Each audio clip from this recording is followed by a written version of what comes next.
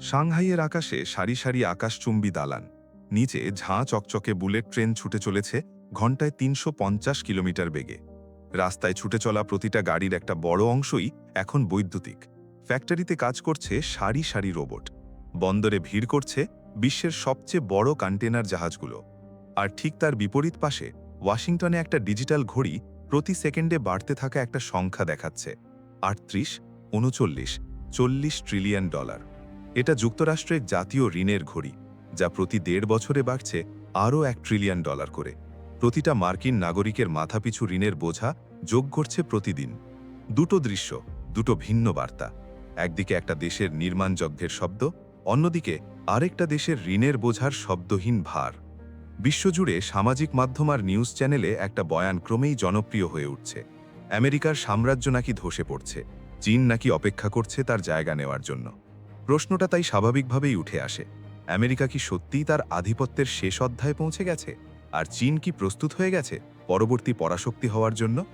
উত্তরটা যতটা সহজ মনে হয়, বাস্তবতা ততটা সরল নয়।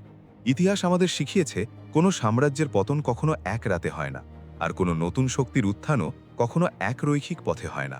বরং এটা একটা দীর্ঘ, জটিল, বহুমাত্রিক প্রক্রিয়া, যেখানে অর্থনীতি, প্রযুক্তি, সামরিক শক্তি আর সাংস্কৃতিক প্রভাব একসঙ্গে কাজ করে, কখনো একই দিকে, কখনো বা বিপরীত দিকে।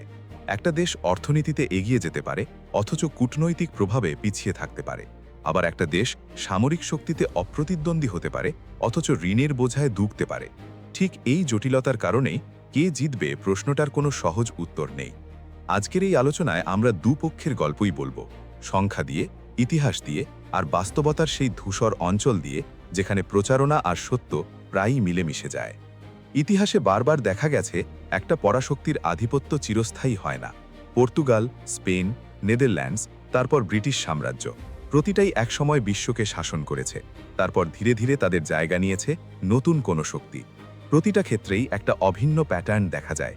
সামরিক সম্প্রসারণের খরচ ক্রমেই অর্থনৈতিক সক্ষমতাকে ছাড়িয়ে যায়, ঘরোয়া রাজনীতিতে বিভাজন বাড়তে থাকে, আর একই সঙ্গে নতুন কোনো প্রতিদ্বন্দ্বী দ্রুত শিল্পায়নের মাধ্যমে এগিয়ে আসে। ব্রিটিশ সাম্রাজ্যের পতনও হয়নি কোনো একক যুদ্ধে, বরং দশকের পর দশক ধরে অর্থনৈতিক ক্লান্তি, ঔপনিবেশিক খরচের বোঝা আর নতুন প্রতিদ্বন্দ্বীর উত্থানের মধ্য দিয়ে। দুটো বিশ্বযুদ্ধের খরচ ব্রিটেনকে আর্থিকভাবে নিঃশেষ করে দেয়, যদিও সামরিকভাবে তারা বিজয়ী পক্ষে ছিল। দ্বিতীয় বিশ্বযুদ্ধের পর যুক্তরাষ্ট্র হয়ে ওঠে বিশ্বের একচ্ছত্র পরাশক্তি, সামরিক শক্তিতে, অর্থনীতিতে, প্রযুক্তিতে আর সংস্কৃতিতে। ডলার হয়ে ওঠে বিশ্ব বাণিজ্যের ভাষা, যুক্তরাষ্ট্রের নৌবাহিনী হয়ে ওঠে সমুদ্রপথের রক্ষক, হলিউড আর সিলিকন ভ্যালি হয়ে ওঠে বিশ্ব সংস্কৃতি ও প্রযুক্তির কেন্দ্র। ৮০-র দশকে একবার জাপানকে মনে করা হয়েছিল যুক্তরাষ্ট্রের সবচেয়ে বড় অর্থনৈতিক চ্যালেঞ্জার। জাপানি কোম্পানিগুলো তখন কিনে নিচ্ছিল নিউ ইয়র্কের বিখ্যাত ভবন, হলিউড স্টুডিও আর মার্কিন বইয়ের দোকানগুলোতে সাজানো ছিল জাপান বিশ্ব শাসন করবে জাতীয় বইয়ে ভরা। কিন্তু ৯০-এর দশকে জাপানের সম্পদ বুদবুদ ফেটে যায়, অর্থনীতি স্থবির হয়ে পড়ে ৩ দশকেরও বেশি সময়ের জন্য, আর সেই আশঙ্কা সম্পূর্ণ মিলিয়ে যায়। আজ ইতিহাস কি নিজেকে পুনরাবৃত্তি করছে চীনের ক্ষেত্রে, নাকি এবারের গল্পটা সম্পূর্ণ ভিন্ন? কারণ চীনের স্কেল, জনসংখ্যা আর ভূরাজনৈতিক উচ্চাকাঙ্ক্ষা জাপানের চেয়ে বহুগুণ বড়। জাপান কখনো যুক্তরাষ্ট্রের সামরিক প্রতিদ্বন্দ্বী হবার চেষ্টা করেনি। দ্বিতীয় বিশ্বযুদ্ধের পর জাপানের সংবিধানই তাকে বড় ধরনের সামরিক বাহিনী রাখতে নিষেধ করেছিল, আর জাপান মূলত যুক্তরাষ্ট্রের নিরাপত্তা ছাতার নিচেই থেকে গেছে। চীনের ক্ষেত্রে চিত্রটা সম্পূর্ণ ভিন্ন। এটা শুধু একটা অর্থনৈতিক প্রতিদ্বন্দ্বী নয়, বরং একটা পূর্ণাঙ্গ ভূ-রাজনৈতিক প্রতিদ্বন্দ্বী, যার নিজস্ব সামরিক উচ্চাকাঙ্ক্ষা আছে, নিজস্ব মিত্রজোট গড়ে তোলার প্রচেষ্টা আছে, আর বিশ্ব ব্যবস্থার নিয়মকানুন নিজের মতো করে গড়ে তোলার স্বপ্নও আছে। এই পার্থক্যটাই আজকের প্রতিযোগিতাকে ৮০-র দশকের জাপান আতঙ্কের চেয়ে অনেক বেশি গভীর আর দীর্ঘস্থায়ী করে তুলেছে। সংখ্যার দিকে তাকালে চীনের উত্থানের গল্পটা সত্যিই চোখ ধাঁধানো। ক্রয় ক্ষমতার সমতা বা পিপিপি হিসেবে চীনের অর্থনীতি ইতিমধ্যে যুক্তরাষ্ট্রকে ছাড়িয়ে গেছে ২০১৪ সাল থেকেই, আর ২০২৬ সালে এসে এই ব্যবধান দাঁড়িয়েছে প্রায় ১০ থেকে ১২ ট্রিলিয়ন ডলারের। চীনের অর্থনীতি ৪৪ ট্রিলিয়ন ডলারের কাছাকাছি, যেখানে যুক্তরাষ্ট্রের প্রায় ৩২ ট্রিলিয়ন ডলার। এই পিপিপি পরিমাপটা আসলে মাপে একটা ডলার একটা দেশে গিয়ে কতটা প্রকৃত পণ্য বা সেবা কিনতে পারে। আর চীনে জিনিসপত্রের দাম তুলনামূলক কম বলে একই পরিমাণ উৎপাদন সেখানে বেশি মূল্যবান দেখায়। বাণিজ্যেও চীন এখন বিশ্বের বৃহত্তম রপ্তানিকারক দেশ, বিশাল বাণিজ্য উদ্বৃত্ত নিয়ে। যেখানে যুক্তরাষ্ট্র বছরের পর বছর ধরে বাণিজ্য ঘাটতিতে ভুগছে। 2025 সালে চীনের রপ্তানি ছিল প্রায় $3.6 ট্রিলিয়ন, যেখানে যুক্তরাষ্ট্রের রপ্তানি ছিল প্রায় $2.1 ট্রিলিয়ন। উৎপাদন শিল্পে চীনের আধিপত্য আরও স্পষ্ট। বিশ্বের মোট উৎপাদন শিল্পের প্রায় 30 থেকে 32% এখন একা চীনেই হয়, যা যুক্তরাষ্ট্রের প্রায় দ্বিগুণ। উন্নত ইন্ডাস্ট্রিগুলোতেও চীন এখন বিশ্বের মোট উৎপাদনের প্রায় 1/4 দখল করে আছে। 10টার মধ্যে 7টা উন্নত ইন্ডাস্ট্রিতে নেতৃত্ব দিচ্ছে চীন, বিশেষ করে কম্পিউটার, ইলেকট্রনিক্স আর রাসায়নিক শিল্পে। 2010 সালে যুক্তরাষ্ট্রকে ছাড়িয়ে যাওয়ার পর থেকে চীন টানা 15 বছরের বেশি সময় ধরে বিশ্বের বৃহত্তম উৎপাদন শক্তির আসনে বসে আছে। আর 2018 সাল থেকে এখনও পর্যন্ত এই ক্ষেত্রে চীনের বৃদ্ধি হয়েছে বৈশ্বিক গড়ের প্রায় দ্বিগুণ গতিতে। এই সংখ্যাগুলো কি প্রমাণ করে চীন ইতিমধ্যে পরাশক্তি হয়ে গেছে, নাকি এখনও অনেকটা পথ বাকি? সংখ্যার পেছনের গল্পটা আরও গভীরভাবে বুঝতে হলে আমাদের দেখতে হবে চীন কিভাবে এই অবস্থানে পৌঁছল। 80-র দশকে অর্থনৈতিক সংস্কার শুরু হওয়ার পর চীন প্রথমে হয়ে ওঠে বিশ্বের সস্তা শ্রমের কারখানা। খেলনা, জুতো, পোশাকের মতো নিম্ন প্রযুক্তির পণ্য দিয়ে শুরু করে। তারপর ধীরে ধীরে ইলেকট্রনিক্স, গাড়ির যন্ত্রাংশ আর এখন সবচেয়ে উন্নত প্রযুক্তির পণ্যেও নিজের অবস্থান শক্ত করেছে। এই রূপান্তরটা কোনো দুর্ঘটনাক্রমে ঘটেনি, বরং এটা ছিল কয়েক দশকের সুপরিকল্পিত শিল্পনীতি, বিশাল অবকাঠামো বিনিয়োগ আর শিক্ষা ব্যবস্থায় প্রকৌশল আর বিজ্ঞানে বিশেষ গুরুত্ব দেওয়ার ফল। সংখ্যার দিকে তাকালে চীনের উত্থানের গল্পটা সত্যিই চোখ ধাঁধানো। ক্রয় ক্ষমতার সমতা বা পিপিপি হিসেবে চীনের অর্থনীতি ইতিমধ্যে যুক্তরাষ্ট্রকে ছাড়িয়ে গেছে 2014 সাল থেকেই, আর 2026 সালে এসে এই ব্যবধান দাঁড়িয়েছে প্রায় 10 থেকে 12 ট্রিলিয়ন ডলারের। চীনের অর্থনীতি 44 ট্রিলিয়ন ডলারের কাছাকাছি, যেখানে যুক্তরাষ্ট্রের প্রায় 32 ট্রিলিয়ন। এই পিপিপি পরিমাপটা আসলে মাপে একটা ডলার একটা দেশে গিয়ে কতটা প্রকৃত পণ্য বা সেবা কিনতে পারে। আর চীনে জিনিসপত্রের দাম তুলনামূলক কম বলে একই পরিমাণ উৎপাদন সেখানে বেশি মূল্যবান দেখায়। বাণিজ্যেও চীন এখন বিশ্বের বৃহত্তম রপ্তানিকারক দেশ, বিশাল বাণিজ্য উদ্বৃত্ত নিয়ে, যেখানে যুক্তরাষ্ট্র বছরের পর বছর ধরে বাণিজ্য ঘাটতিতে ভুগছে।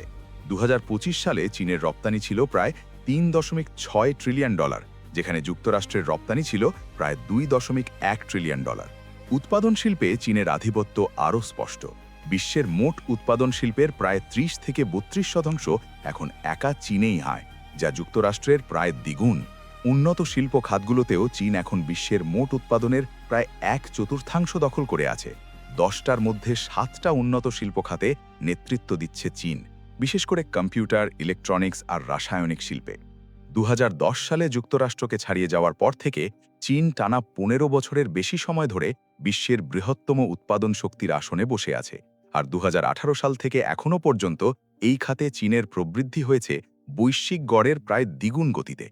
এই সংখ্যাগুলো কি প্রমাণ করে চীন ইতিমধ্যেই পরাশক্তি হয়ে গেছে, নাকি এখনও অনেকটা পথ বাকি?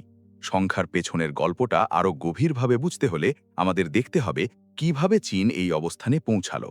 80-র দশকে অর্থনৈতিক সংস্কার শুরু হওয়ার পর চীন প্রথমে হয়ে ওঠে বিশ্বের সস্তা শ্রমের কারখানা। খেলনা, জুতো, পোশাকের মতো নিম্ন প্রযুক্তির পণ্য দিয়ে শুরু করে। তারপর ধীরে ধীরে ইলেকট্রনিক্স, গাড়ির যন্ত্রাংশ আর এখন সবচেয়ে উন্নত প্রযুক্তির পণ্যেও নিজের অবস্থান শক্ত করেছে। এই রূপান্তরটা কোনো দুর্ঘটনাক্রমে ঘটেনি, বরং এটা ছিল কয়েক দশকের সুপরিকল্পিত শিল্পনীতি, বিশাল অবকাঠামো বিনিয়োগ আর শিক্ষা ব্যবস্থায় প্রকৌশল আর বিজ্ঞানে বিশেষ গুরুত্ব দেওয়ার ফল। উৎপাদনের বাইরেও চীন নিজেকে প্রতিষ্ঠিত করছে ভবিষ্যতের প্রযুক্তিতে। সৌরবিদ্যুৎ প্যানেল আর বায়ুকল বিশ্বের 80%-এরও বেশি এখন তৈরি হয় চীনে। আর 2024 সালেই চীন একাই প্রায় 277 গিগাওয়াট নতুন সৌরবিদ্যুৎ সক্ষমতা যোগ করেছে, যা অনেক দেশের মোট বিদ্যুৎ উৎপাদন ক্ষমতার চেয়েও বেশি। ইলেকট্রিক গাড়ি, ব্যাটারি প্রযুক্তি, রোবটিক্স আর কৃত্রিম বুদ্ধিমত্তার হার্ডওয়্যার উৎপাদনেও চীন দ্রুত এগিয়ে যাচ্ছে। আর আন্তর্জাতিক রোবটিক্স ফেডারেশনের পূর্বাভাস অনুযায়ী আগামী কয়েক বছরে চীনের রোবট ব্যবহারের চাহিদা বাড়বে বার্ষিক 10% হারে। সেমিকন্ডাক্টর কারখানা নির্মাণে 2024 সালে বিশ্বজুড়ে শুরু হওয়া নতুন প্রকল্পগুলোর একটা বড় অংশই চীনে। যদিও সবচেয়ে উন্নত চিপ তৈরির প্রযুক্তিতে চীন এখনও তাইওয়ান আর যুক্তরাষ্ট্রের পেছনে, বিশেষ করে সবচেয়ে ছোট আকারের ট্রানজিস্টর তৈরির ক্ষেত্রে। বিশ্ব উদ্ভাবন সূচকে চীনের অবস্থান গত 5 বছরে 14 থেকে উঠে এসেছে শীর্ষ 10-এ। গবেষণা আর উন্নয়নে বিনিয়োগও বাড়ছে ক্রমাগত, যা এখন দেশের মোট অর্থনৈতিক উৎপাদনের প্রায় 2.7% পৌঁছেছে। এই প্রযুক্তিগত উত্থানের পেছনে একটা দীর্ঘমেয়াদী রাষ্ট্রীয় পরিকল্পনা, মেড ইন চায়না 2025 থেকে শুরু করে এখনকার নতুন 3 শিল্পনীতি পর্যন্ত, যেখানে রাষ্ট্র নিজেই ঠিক করে দেয় কোন শিল্পে আগামী 10 বছরে বিনিয়োগ ঢালা হবে, কোন প্রযুক্তিতে ভর্তুকি দেওয়া হবে, আর কোন খাতে বিদেশি প্রতিদ্বন্দ্বীদের ছাড়িয়ে যাওয়ার লক্ষ্য নির্ধারণ করা হবে। যুক্তরাষ্ট্রের বাজার ভিত্তিক অর্থনীতিতে এই ধরনের কেন্দ্রীভূত পরিকল্পনা নেই, যা একদিকে চীনকে দ্রুত এগোতে সাহায্য করে, অন্যদিকে অতিরিক্ত উৎপাদন ক্ষমতা আর ঋণ নির্ভর প্রবৃদ্ধির ঝুঁকিও তৈরি করে, কারণ রাষ্ট্রীয় নির্দেশে তৈরি হওয়া শিল্প সবসময় বাজারের প্রকৃত চাহিদার সঙ্গে সমানুপাতিক হয় না। উদাহরণ হিসেবে ইলেকট্রিক গাড়ি শিল্পের কথাই ধরা যাক। চীনে এখন শতাধিক ইলেকট্রিক গাড়ি প্রস্তুতকারক প্রতিষ্ঠান আছে, যাদের মধ্যে অধিকাংশই সরকারি ভর্তুকির উপর নির্ভরশীল, আর বাজার বিশেষজ্ঞের একাংশ মনে করেন এই খাতে অতিরিক্ত সরবরাহ তৈরি হচ্ছে, যা ভবিষ্যতে একটা বড় ধরনের বাজার সংশোধনীর দিকে নিয়ে যেতে পারে। এই বিশাল অর্থনৈতিক উত্থানের বিপরীতে দাঁড়িয়ে আছে যুক্তরাষ্ট্রের কিছু কাঠামোগত দুর্বলতা, যা নিয়ে খোদ মার্কিন নীতি নির্ধারকেরাই উদ্বিগ্ন। যুক্তরাষ্ট্রের নাগরিক ঋণ 2026-এ পৌঁছে যাচ্ছে প্রায় 39 থেকে 40 ট্রিলিয়ন ডলারে, যা প্রতিদিন বাড়ছে প্রায় 1.3 বিলিয়ন ডলার করে, আর প্রতিটা মার্কিন নাগরিকের মাথাপিছু ঋণের অংশ এখন প্রায় $1,18,000। খোদ যুক্তরাষ্ট্রের কেন্দ্রীয় ব্যাংকের প্রধান প্রকাশ্যই বলেছেন এই ঋণের গতিপথ টেকসই নয়, আর দ্রুত কিছু একটা না করলে পরিণতি ভালো হবে না। যদিও তিনি এটাও স্পষ্ট করেছেন যে এই মন্তব্য রিজার্ভ মুদ্রার মর্যাদা নিয়ে নয়, বরং ঋণের দীর্ঘমেয়াদী গতিপথ নিয়ে। বিশ্ব রিজার্ভ মুদ্রা হিসেবে ডলারের অংশ ধীরে ধীরে কমছে।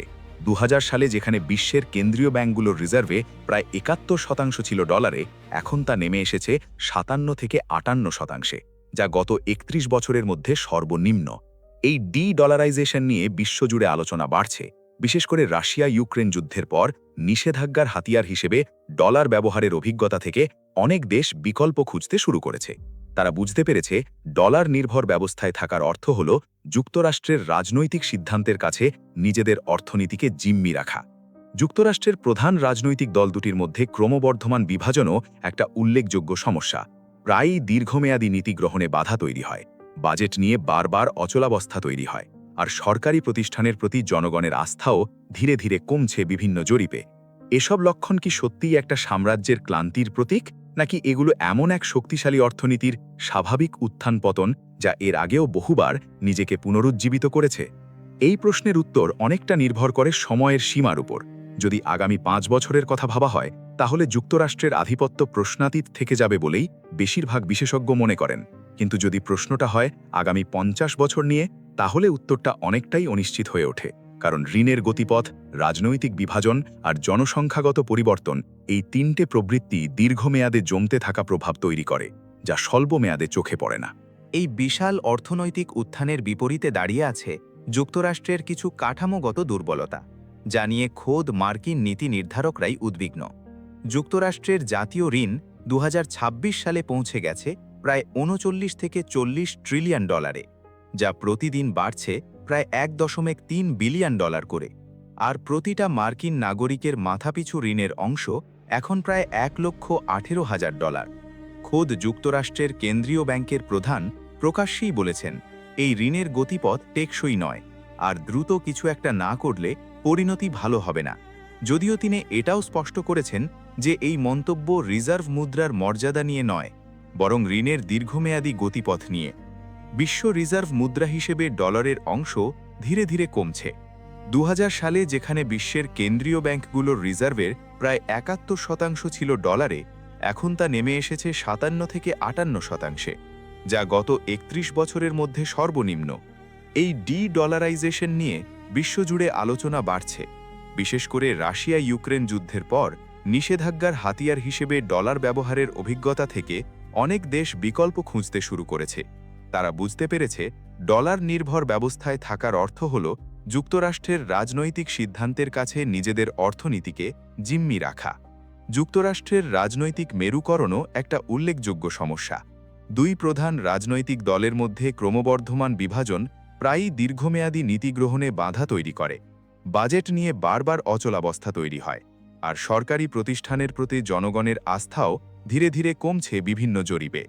এসব লক্ষণ কি সত্যিই একটা সাম্রাজ্যের ক্লান্তির প্রতীক, নাকি এগুলো এমন এক শক্তিশালী অর্থনীতির স্বাভাবিক উত্থান পতন যা এর আগেও বহুবার নিজেকে পুনরুজ্জীবিত করেছে?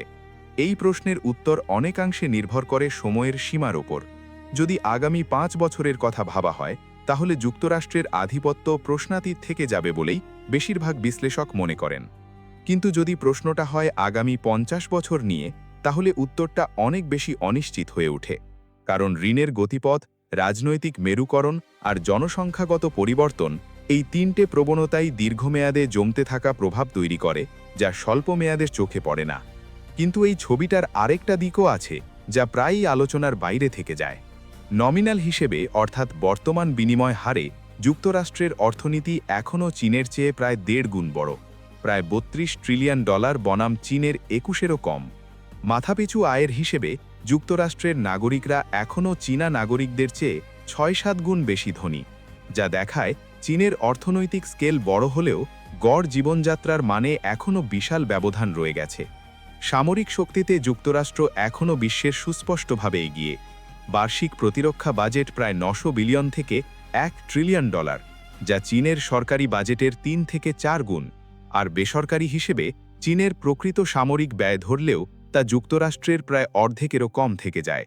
যুক্তরাষ্ট্রের ১১টা বিমানবাহী রণতরী বহর আছে, যেখানে চীনের আছে মাত্র ৩টে। বিশ্বজুড়ে যুক্তরাষ্ট্রের ৭০০রও বেশি সামরিক ঘাঁটি আছে, চীনের আছে মাত্র হাতে গোনা কয়েকটা। এই ব্যবধান দেখায় চীনের সামরিক শক্তি মূলত নিজের প্রতিবেশী অঞ্চল কেন্দ্রিক, যেখানে যুক্তরাষ্ট্রের শক্তি সত্যিকারের বৈশ্বিক।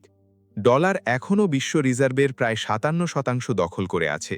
কমছে ধীরে, কিন্তু কোনো বিকল্প মুদ্রা এখনও তার জায়গা নেওয়ার মতো গভীরতা বা বিশ্বাসযোগ্যতা অর্জন করেনি, কারণ চীনা মুদ্রা ইউয়ানের ক্ষেত্রে এখনও কঠোর মূলধন নিয়ন্ত্রণ ও সীমিত রূপান্তর যোগ্যতা বড় বাধা হয়ে আছে।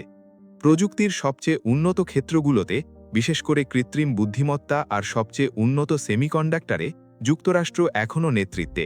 আর বিশ্বের শীর্ষস্থানীয় বিশ্ববিদ্যালয় ও গবেষণা প্রতিষ্ঠানের একটা বড় অংশ এখনও যুক্তরাষ্ট্রেই কেন্দ্রীভূত, যা তালো প্রতিভা আকর্ষণে একটা বড় সুবিধা দেয়। আর জনসংখ্যার দিক থেকে যুক্তরাষ্ট্রে এখনও অভিবাসনের মাধ্যমে তরুণ জনশক্তি আসছে, যেখানে চীনের জনসংখ্যা ২০২২ সাল থেকে কমতে শুরু করেছে আর দ্রুত বুড়িয়ে যাচ্ছে, যা আগামী দশকগুলোতে শ্রমশক্তি ও ভোক্তাবাজারে দুটোতেই প্রভাব ফেলবে। তাহলে প্রশ্নটা দাঁড়ায়, এই দুই বিপরীতমুখী চিত্রের মধ্যে সত্যিকারের বাস্তবতা কোথায়? সম্ভবত উত্তরটা হল, দুটো চিত্রই একসঙ্গে সত্য। যুক্তরাষ্ট্র এখনও বহু ক্ষেত্রে অপ্রতিদ্বন্দ্বী, অথচ তার আপেক্ষিক প্রাধান্য ধীরে ধীরে কমছে। ঠিক যেমন একটা বিশাল পাহাড়ের চূড়া থেকে বরফ গলে গলে ধীরে ধীরে ছোট হতে থাকে, কিন্তু তবুও সেই পাহাড়টা আশেপাশের সব পাহাড়ের চেয়ে অনেক উঁচু থেকে যায়। এই প্রশ্নের উত্তর খুঁজতে গেলে বিশ্বব্যাপী রাজনৈতিক পুনর্বিন্যাসের দিকে তাকাতে হবে। ব্রাজিল, রাশিয়া, ভারত, চীন, দক্ষিণ আফ্রিকা মিলে গঠিত ব্রিক্স জোট এখন সম্প্রসারিত হয়ে আরও দেশকে অন্তর্ভুক্ত করেছে। আর এই জোটের একটা লক্ষ্য হল পশ্চিমা নিয়ন্ত্রিত আর্থিক ব্যবস্থার বিকল্প তৈরি করা। নিজস্ব উন্নয়ন ব্যাংক, বিকল্প লেনদেন ব্যবস্থা আর ডলারের বাইরে গিয়ে দ্বিপাক্ষিক বাণিজ্যে আঞ্চলিক মুদ্রা ব্যবহারের প্রচেষ্টা। উন্নয়নশীল দেশের বহু দেশ, বিশেষ করে আফ্রিকা আর এশিয়ার দেশগুলো, এখন অবকাঠামো বিনিয়োগের জন্য ক্রমশই বেশি করে চীনের দিকে তাকাচ্ছে, কারণ চীনের ঋণ প্রক্রিয়া দ্রুত আর রাজনৈতিক শর্তহীন। পশ্চিমা প্রাতিষ্ঠানিক ঋণে যেখানে সুশাসন, মানবাধিকার বা পরিবেশগত শর্ত জুড়ে দেওয়া হয়, চীনের ঋণে সাধারণত এমন শর্ত থাকে না। বাংলাদেশের মতো দেশগুলোর অভিজ্ঞতাও এই একই প্যাটার্নের অংশ, যেখানে বেল্ট অ্যান্ড রোড উদ্যোগের মাধ্যমে চীন নিজের প্রভাব বিস্তার করছে বিশ্বজুড়ে। সেতু, সড়ক, বন্দরের মাধ্যমে একটা নতুন বাণিজ্যিক ও দূতনৈতিক নেটওয়ার্ক গড়ে তুলছে। কিন্তু এই পুনর্বিন্যাসকে যুক্তরাষ্ট্রের পতন বলাটা হয়তো বাড়াবাড়ি, বরং এটাকে বলা যেতে পারে একটা বহুমেরু বিশ্বের দিকে ধীর যাত্রা, যেখানে ক্ষমতা একটা মাত্র কেন্দ্রে না থেকে ছড়িয়ে পড়ছে একাধিক শক্তি কেন্দ্রে। যুক্তরাষ্ট্র, চীন, ইউরোপিয়ান ইউনিয়ন, ভারত আর আঞ্চলিক শক্তিগুলোর মধ্যে। এই ব্যাখ্যাটা চীনের উত্থান বনাম আমেরিকার পতনের দ্বিমুখী গল্পের চেয়ে অনেক বেশি বাস্তবসম্মত, যদিও তা টিভি হেডলাইনের জন্য কম নাটকীয়। ইতিহাসবিদদের এক অংশ মনে করেন, প্রথম বিশ্বযুদ্ধের আগের যুগের সাথে বর্তমান পরিস্থিতির একটা মিল আছে, যখন একাধিক শক্তিশালী দেশ একসঙ্গে সহাবস্থান করছিল, কোনো একক আধিপত্য ছাড়াই। Britain, Germany, France, Russia, Austria, Hungary প্রত্যেকটাই নিজের প্রভাব বলয় নিয়ে প্রতিযোগিতা করছিল, আর সেই প্রতিযোগিতা শেষ পর্যন্ত একটা বিনাশকারী যুদ্ধে গড়িয়ে গিয়েছিল। এই ঐতিহাসিক তুলনাটা কিছুটা ভীতিকর শোনালেও আজকের বিশ্বে পারমাণবিক শক্তির উপস্থিতি আর অর্থনৈতিক আন্তর্নির্ভরশীলতা দুটোই বড় শক্তিগুলোর মধ্যে সরাসরি সামরিক সংঘর্ষের সম্ভাবনাকে অনেকটাই কমিয়ে রাখে। যদিও পরোক্ষ প্রতিযোগিতা, বাণিজ্য যুদ্ধ আর প্রযুক্তি নিয়ন্ত্রণের লড়াই অব্যাহত থাকবে বলেই ধারণা করা হয়। এই প্রশ্নের উত্তর খুঁজতে গেলে বিশ্বব্যাপী রাজনৈতিক পুনর্বিন্যাসের দিকে তাকাতে হবে। ব্রাজিল, রাশিয়া, ভারত, চীন, দক্ষিণ আফ্রিকা মিলে গঠিত ব্রিক্স জোট এখন সম্প্রসারিত হয়ে আরও দেশকে অন্তর্ভুক্ত করেছে। আর এই জোটের একটা লক্ষ্য হল পশ্চিমা নিয়ন্ত্রিত আর্থিক ব্যবস্থার বিকল্প তৈরি করা। নিজস্ব উন্নয়ন ব্যাংক, বিকল্প লেনদেন ব্যবস্থা আর ডলারের বাইরে গিয়ে দ্বিপাক্ষিক বাণিজ্যে স্থানীয় মুদ্রা ব্যবহারের প্রচেষ্টা।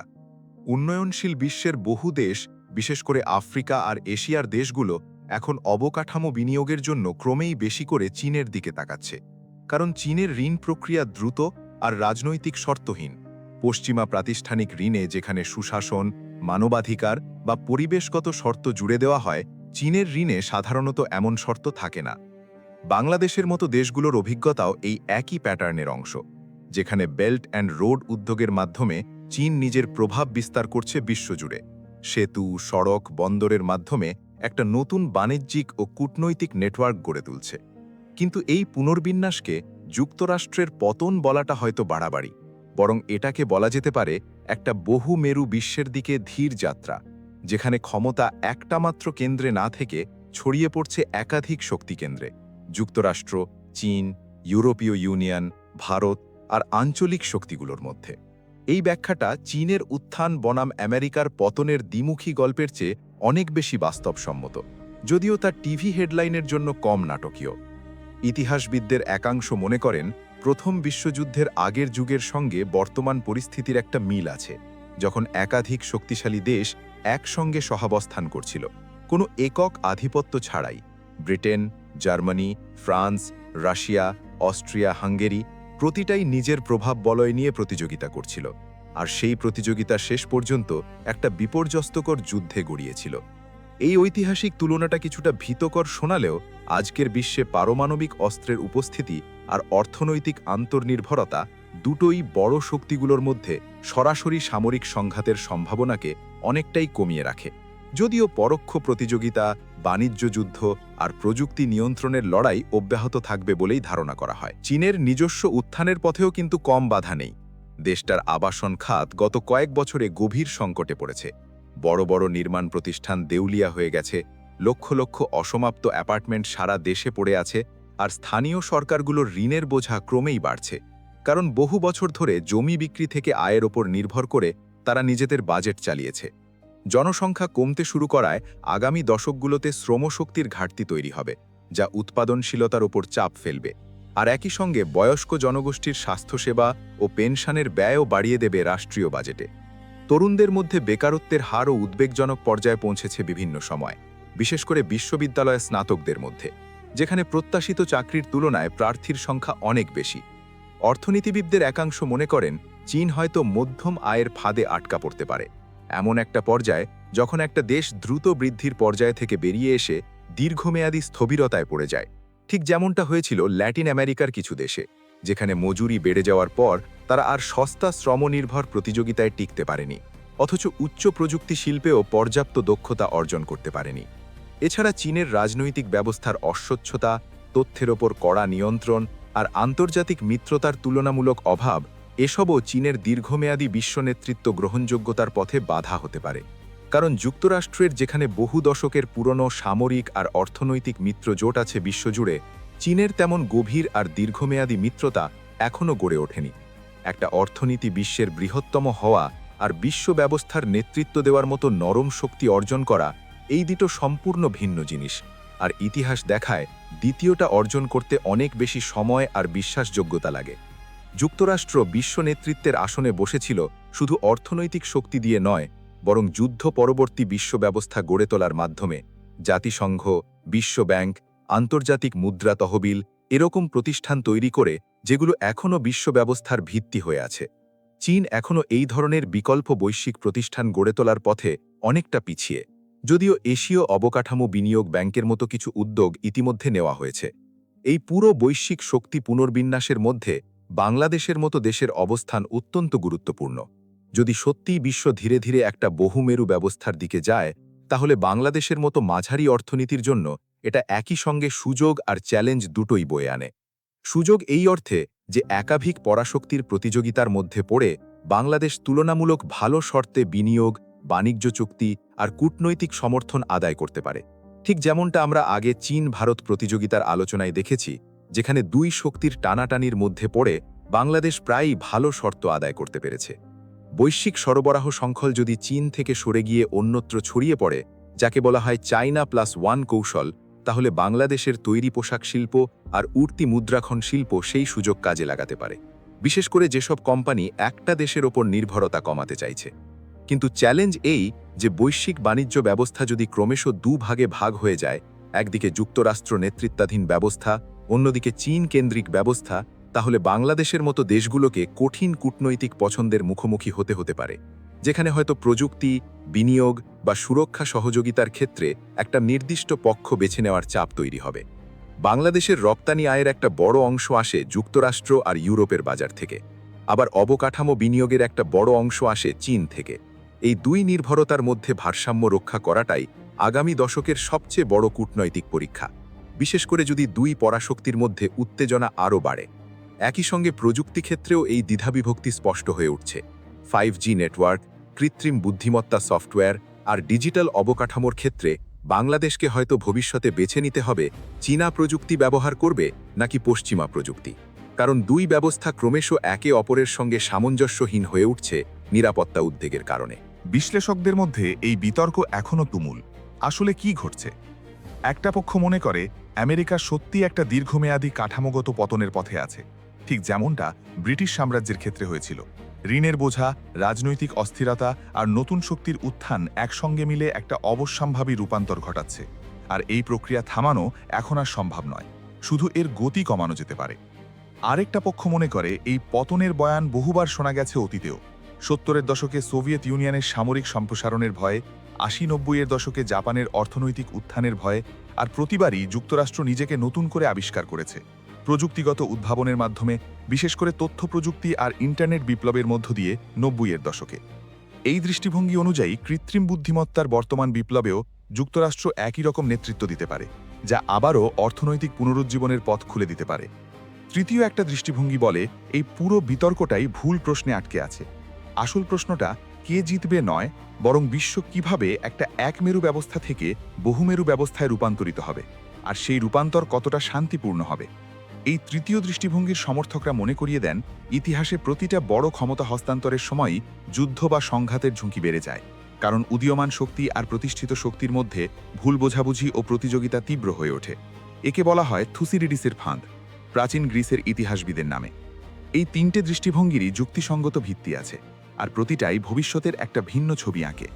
একজন সাধারণ দর্শকের জন্য এই বিতর্ক থেকে সবচেয়ে গুরুত্বপূর্ণ শিক্ষাটা হয়তো এই যে কোনো একটা নির্দিষ্ট ইউটিউব ভিডিও বা নিউজ হেডলাইনের উপর ভিত্তি করে চূড়ান্ত সিদ্ধান্তে পৌঁছানো উচিত নয়, বরং দীর্ঘমেয়াদী প্রবণতাগুলো লক্ষ্য করাই বেশি জরুরি, যা বছরের পর বছর ধরে ধীরে ধীরে স্পষ্ট হয়ে ওঠে। আগামী দিনগুলোর দিকে তাকালে তিনটে সম্ভাব্য পথ চোখে পড়ে, আর প্রতিটা পথের পেছনে আছে বাস্তব প্রবণতা আর যুক্তির ভিত্তি। প্রথম সম্ভাবনা হল যুক্তরাষ্ট্র তার কাঠামোগত সমস্যাগুলো সামলে নিয়ে প্রযুক্তিগত উদ্ভাবনের মাধ্যমে, বিশেষ করে কৃত্রিম বুদ্ধিমত্তা আর জ্বালানি প্রযুক্তিতে নিজের নেতৃত্ব পুনঃপ্রতিষ্ঠিত করবে, আর চীন মধ্যম আয়ের ফাঁদে কিছুটা আটকে যাবে জনসংখ্যার সংকোচনের কারণে। এই দৃশ্যপটে যুক্তরাষ্ট্র হয়তো তার ঋণ সমস্যা মোকাবিলায় কঠোর আর্থিক সংস্কারে যাবে, আর প্রযুক্তি খাতে বেসরকারি উদ্ভাবন আবারও বিশ্বকে চমকে দেবে, ঠিক যেমনটা হয়েছিল ইন্টারনেট বিপ্লবের সময়। দ্বিতীয় সম্ভাবনা হল দুই দেশই ধীরে ধীরে একে অপরের সমকক্ষ হয়ে উঠবে। বিশ্ব সত্যিকারের একটা বহুমেরু ব্যবস্থায় রূপান্তরিত হবে, যেখানে কোনো একক পরাশক্তি থাকবে না, বরং একাধিক আঞ্চলিক শক্তিকেন্দ্র মিলে বিশ্ব ব্যবস্থা পরিচালিত হবে। যুক্তরাষ্ট্র আর চীনের পাশাপাশি ইউরোপীয় ইউনিয়ন, ভারত আর আঞ্চলিক জোটগুলো নিজ নিজ প্রভাব বলয়ে বাণিজ্য আর নিরাপত্তা ব্যবস্থা গড়ে তুলবে। তৃতীয় সম্ভাবনা হল চীন তার অর্থনৈতিক শক্তিকে সামরিক ও দূতনৈতিক প্রভাবে রূপান্তরিত করতে সফল হবে, আর যুক্তরাষ্ট্র তার ঋণ ও রাজনৈতিক বিভাজনের চাপে ক্রমে পিছিয়ে পড়বে। ধীরে ধীরে বিশ্ব বাণিজ্য ও প্রযুক্তির কেন্দ্রবিন্দু সরে যাবে প্রশান্ত মহাসাগরের পশ্চিম পারে। বেশিরভাগ বিশ্লেষকের মূল্যায়ন অনুযায়ী দ্বিতীয় সম্ভাবনা, অর্থাৎ ধীর বহুমেরু রূপান্তর সবচেয়ে বেশি সম্ভাবনাময়, কারণ ইতিহাসে ক্ষমতার হস্তান্তর সাধারণত আকস্মিক না হয়ে ধাপে ধাপে ঘটে।